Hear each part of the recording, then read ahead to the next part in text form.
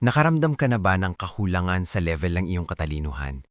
Ano kaya kung sabihin ko sa iyo na maaring ikaw ay may mas mataas na IQ kaysa sa iniisip mo dahil inililingid lang ng iyong utak sa kung ano ang nakikita mo?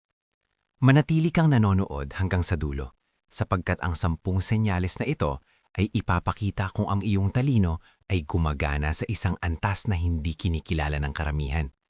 Simulan na natin. Una, nakikipag-usap ka sa sarili mo. Weird, di ba?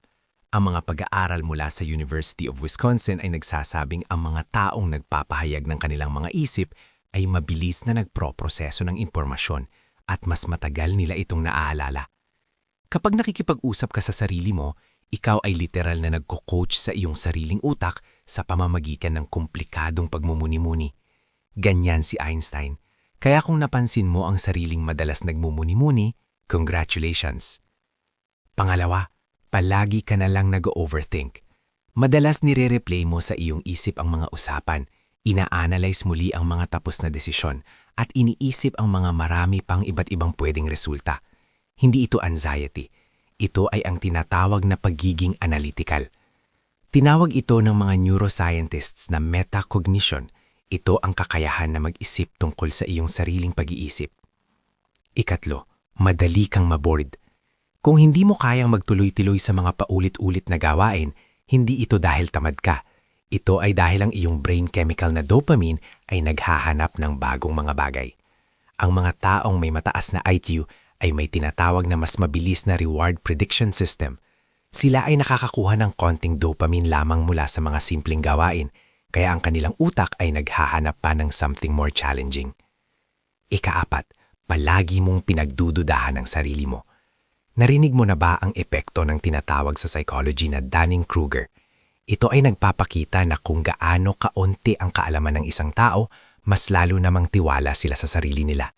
Kabaliktaran yan sa kung gaano karami ang kaalaman ng isang tao, mas akala naman nila konti lang ang kanilang alam. Kaya kung madalas kang nagdududa sa iyong mga kakayahan, ibig sabihin lang ikaw ay talagang nakakaintindi ng mas marami kaysa sa inisip mo. Ikalima, masyadong ng late night kung matulog ka. Ang isang pag-aaral mula sa London School of Economics ay natagpuan na ang mga taong tinatawag na night owl ay karaniwang nakakakuha ng mas mataas na marka sa mga pagsusuri ng talino. Bakit? Dahil ang mga malikhain na ideya ay karaniwang lumalabas na kapag nawawala ang mga distraksyon at ang iyong utak ay nakakapag-isip ng malaya. Ika-6, sensitibo ka sa ingay. Nakaranas ka na ba ng pagkainis sa mga orasan na tumitik-tik, malakas na paghinga o maliit na tunog sa likod na hindi napapansin ng iba? Hindi ito pagiging sobrang sensitibo. Ito ay mas mataas na sensory processing. Ang iyong utak ay nag-a-absorb ng mas maraming data mula sa kapaligiran kaysa sa karaniwan na tumutulong sa iyo na mas mabilis na makakita ng mga pattern, ngunit maaari din itong magdulot ng sobrang pag-iisip. Ikapito, procrastinator ka. Ang mga psychologists sa University of Calgary ay nakakita na maraming mga taong may mataas na IQ ay gumagamit ng active procrastination. Ang iyong utak ay hindi gusto ng maraming gawain. Hinihintay niya muna hanggang sa may mahalagang bagay bago siya mag-all-in. Kaya ikaw ay karaniwang nagpe-perform ng pinakamahusay mo sa huling sandali. Ikawalo, naaalala mo ang mga random na detalye na hindi naaalala ng iba. Ang eksaktong petsa ng isang pangyayari, isang maliit na katotohanan mula sa isang dokumentaryo, o isang random na salita na sinabi ng isang tao ilang taon na ang nakalipas. Ito diyang iyong working memory na gumagalaw, kaya ikaw ay maaaring nahihirapan na maalala kung saan mo inilagay ang iyong mga susi, ngunit maaari kang magbigay ng isang quote mula sa isang pelikula noong 2010 pa na alang masyadong effort. Ika-9, malalim ka kung magdamdam. Ang iyong kakayahan na malalim na magdamdam, mag-empathize at maunawaan ng iba ay hindi kahinaan. Ito ang tinatawag na neural sophistication. Ang mga taong may talino ay hindi lamang malalim na nag-iisip, sila rin ay malalim na nagdaramdam. At ito na ang pinaka-common sa lahat. Hindi ka tumitigil maghanap ng matututuhan. Ito ang pinakamahalagang senyales at ito ang pinakakaraniwang meron ng mga henyo katulad ni Einstein o Tesla sa kasaysayan.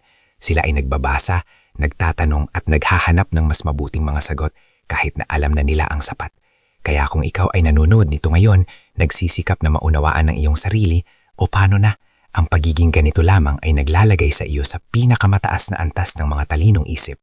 Ang aral, Ang pagiging talino ay hindi tungkol sa mga grades, marka sa pagsusuri o kung gaano kabilis na masusolusyonan ang mga formula.